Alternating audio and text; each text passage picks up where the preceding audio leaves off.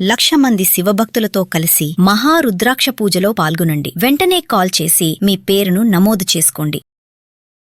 నమస్తే, welcome back to Suman TV. ప్రజలు మనతో పాటు ఉన్నారు అనలిస్ట్ మందర్ కృష్ణారెడ్డి గారు. నమస్తే సార్. నమస్తే అమ్మా. Sir, electric vehicles charging stations ఉంటాయి కదా, ఇప్పుడు చూస్తున్నాం మనం, ఎక్కడ పడితే అక్కడ ఉంటున్నాయి అవి. కొత్తగా మన తెలంగాణ గవర్నమెంట్ ఏంటంటే ఒక నోటీస్ ఇవ్వడం అయితే జరిగింది. స్థలం మేము ఇస్తాము, మీరు బిజినెస్ పెట్టుకోండి అని చెప్పేసి. మరి ఒకసారి డీటెయిల్గా వెళ్తే, అంటే ఇదొకటి అన్ఎంప్లాయ్మెంట్ ఉన్నటువంటి వాళ్ళకి ఇది ఒక మంచి అవకాశంగా కూడా కనిపిస్తుంది. ఒకసారి డీటెయిల్గా మాట్లాడుకుంటే సార్. ఇంధన సమస్యతో బాధపడుతున్నాయి ప్రపంచ దేశాలు ప్రస్తుతానికి. ఒక భారతదేశమే కాదు, అన్ని దేశాల్లో కూడా ఇంధన రేట్లు విపరీతంగా పెరిగాయి, గ్యాస్ రేట్లు విపరీతంగా పెరిగాయి.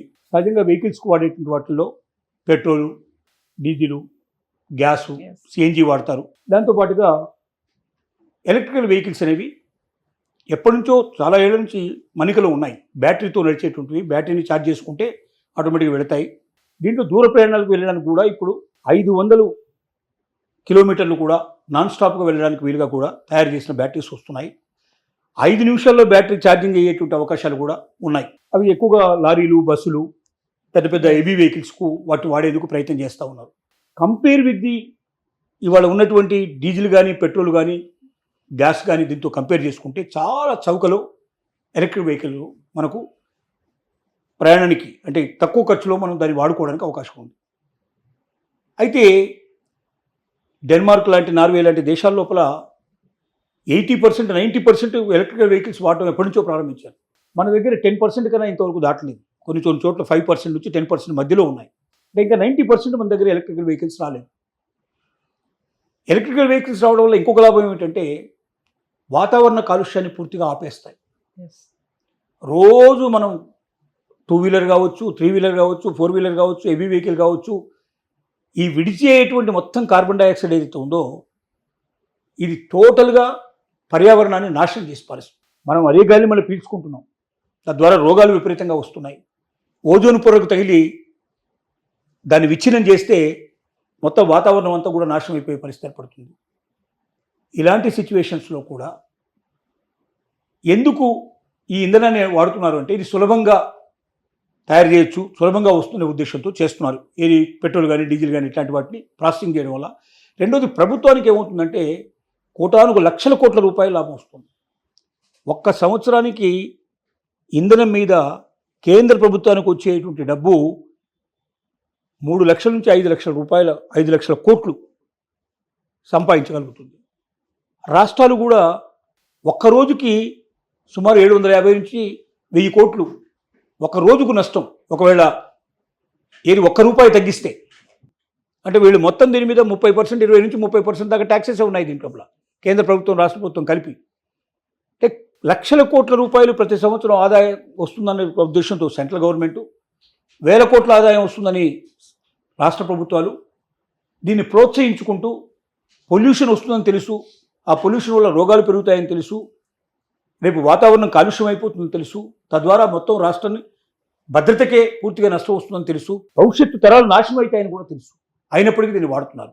దీని నుంచి బయటపడడానికి ఎలక్ట్రికల్ వాహనాల్ని బాగా పెంపొందించాలి, బాగా అభివృద్ధి పరచాలని కేంద్ర ప్రభుత్వం నిర్ణయించింది. అలాగే రాష్ట్ర ప్రభుత్వాలు కూడా నిర్ణయించాయి. అయితే మనకున్నటువంటి పెద్ద ప్రాబ్లం ఏమిటంటే ఎక్కువగా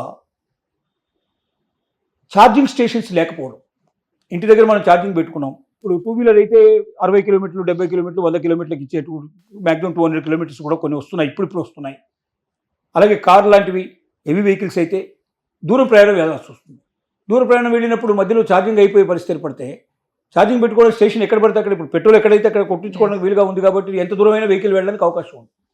కానీ నీకు 100 కిలోమీటర్లు, నువ్వు ఒకసారి బయలుదేరిన తర్వాత 500 కిలోమీటర్లు ఎక్కడో నీకు ఛార్జింగ్ స్టేషన్ ఉంటే మధ్యలోనే నీకు ఒకవేళ ఇది ఆగిపోతే చాలా సమస్యలు ఫేస్ చేయాల్సిన పరిస్థితి ఏర్పడుతుంది. కాబట్టి కిలోమీటర్ ఒక చొప్పున కనీసం 2 కిలోమీటర్లు, 5 కిలోమీటర్లు, ముందు 5 కిలోమీటర్లు ఒకటి వేసిన తర్వాత 2 కిలోమీటర్లకు 1 కిలోమీటర్ కూడా, ½ కిలోమీటర్ కూడా ఇప్పుడు పెట్రోల్ బంకులు ఉన్న పద్ధతి లోపల వేసుకుంటూ పోయేట్టుగా ఛార్జింగ్ స్టేషన్స్ డెవలప్ చేయాలని కేంద్ర ప్రభుత్వం నిర్ణయించింది. దానికి అనుగుణంగా రాష్ట్ర ప్రభుత్వాలకు కూడా గైడెన్స్ ఇవ్వడం జరిగింది. రాష్ట్ర ప్రభుత్వం ఇప్పుడు మనకు ముఖ్యంగా తెలంగాణ గవర్నమెంట్ ఇమీడియట్గా ఇనిషియేట్ తీసుకుంది. త్వరలోనే అన్ని ప్రభుత్వాలు కూడా దీన్ని ఇనిషియేట్ తీసుకునే అవకాశాలు ఉన్నాయి. ఈ ఇనిషియేట్ ప్రకారం ఏం చెప్తున్నారు వాళ్ళంటే, మేము తగిన ల్యాండ్ను మీకు ఇస్తాం, గవర్నమెంట్ ల్యాండే ప్రొవైడ్ చేస్తాం, మీకు ఫ్రీగా ఇస్తాం, మీకు లేదా ఏదైనా నామినల్ మీకు రెంట్ మీద ఇస్తాం. 25 లక్షల రూపాయలు మినిమం అవుతుంది ఒక ఛార్జింగ్ స్టేషన్ పెట్టాలంటే. ఒకేసారి ఒక 5 వెహికల్స్ 10 వెహికల్స్ కావాలి కదా, ఒక వెహికల్ పెట్టుకుంటే సాధ్యం కాదు కదా. 10 వెహికల్స్ ఒకేసారి వచ్చి చేసుకొని పోయేటట్టయితే రోజుకు కొంత ఆదాయం బాగా వచ్చే అవకాశం ఉంటుంది. సో ఇలాగా ఎక్కువ వెహికల్స్ ఛార్జ్ చేసుకునే పద్ధతిలో ఒక 25 లక్షల రూపాయలు మీరు ఇన్వెస్ట్ చేసుకుంటే సరిపోతుంది. మీ దగ్గర డబ్బు లేకపోయినా మీరు బ్యాంకు లోన్ కూడా ఇచ్చినట్టుగా దీన్ని ప్రాజెక్ట్ కిందనే కేంద్ర ప్రభుత్వం దీనికి కావాల్సినటువంటి మార్పులు చేర్పులు చేసింది. అంటే బ్యాంకు లోను ఎలిజిబిలిటీ ఉంది ఈ ప్రాజెక్ట్కి. సో బ్యాంకు లోన్ 25 లక్షలు తీసుకోండి, ప్రభుత్వం స్థలం కేటాయిస్తుంది, మీరు ప్రారంభించండి. పెద్ద అనుభవం ఎక్కువ అవసరం లేదు దీంట్ లోపల, చాలా డబ్బు వస్తుంది. ఉదాహరణకు ఒక 30 యూనిట్లు కరెంటు ఛార్జింగ్ కోసం అయినట్టయితే దానికి మనకు అయ్యే ఖర్చు ఎంత అవుతుంది? సుమారుగా 45 రూపాయలు 50 రూపాయలు ఖర్చు అవుతుంది. కానీ మనకు వచ్చే ఆదాయం ఎంత? సుమారుగా 500 నుంచి 600 రూపాయలు దాని మీద మనకు ఆదాయం వస్తుంది. అంటే ఖర్చు తక్కువ, ఆదాయం ఎక్కువ. అట్లీస్ట్ నెలకి 2 లక్షలు అయినా మినిమంగా మిగిలే అవకాశాలు ఉన్నాయి. పోనీ అనుకోకుండా ఏదైనా అవాంతరంలో ఖర్చులో గిచ్చులో వచ్చినా కూడా 1 లక్ష రూపాయలు అయితే గ్యారెంటీగా మిగిలే అవకాశాలు ఒక్కొక్క స్టేషన్ మీద ఉన్నాయి. ఇది చిన్న చిన్న స్టేషన్ల సంగతి. స్టేషన్లు ఇంకా విస్తరించి హెవీ వెహికల్స్ కూడా అనుగుణంగా పెట్టినట్టయితే ఇంకా ఎక్కువ లాభాలు కూడా వచ్చే అవకాశాలు ఉన్నాయి.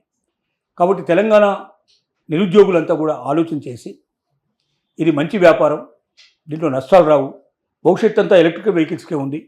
రోజు రోజుకి ఈ పెట్రోల్ బాధలు, ఈ ఇంధనం బాధలు విపరీతంగా పెరిగిపోతాయి. వాతావరణ కాలుష్యం కూడా పెరగడం ఎవరు కూడా ఆశించదగిన విషయం కాదు. కాబట్టి తమకు మేలు జరుగుతుంది, రాష్ట్రానికి మేలు జరుగుతుంది, దేశానికి మేలు జరుగుతుంది, ప్రపంచానికి కూడా మేలు జరుగుతుంది. కాబట్టి ఎక్కువ మంది ముందుకొచ్చి ముఖ్యంగా ఛార్జింగ్ స్టేషన్స్ గురించి ఈవీ ఎలక్ట్రికల్ వెహికల్స్ ఛార్జింగ్ స్టేషన్స్ని ఎక్కువగా పెట్టుకున్నట్టయితే లాభాలు బాగా దండిగా వచ్చే అవకాశం ఉంది. తద్వారా వాళ్ళ జీవితం కూడా స్థిరపడుతుంది, మంచి వ్యాపారం చేసిన ఆనందం కలుగుతుంది. ఎప్పటికప్పుడు బ్యాంకు లోన్ క్లియర్ చేసుకుంటూ పోతే భవిష్యత్తులో ఇంకా పెద్దదాన్ని కూడా ఏర్పాటు చేసుకోవడానికి అవకాశాలు ఉంటాయి. Thank you.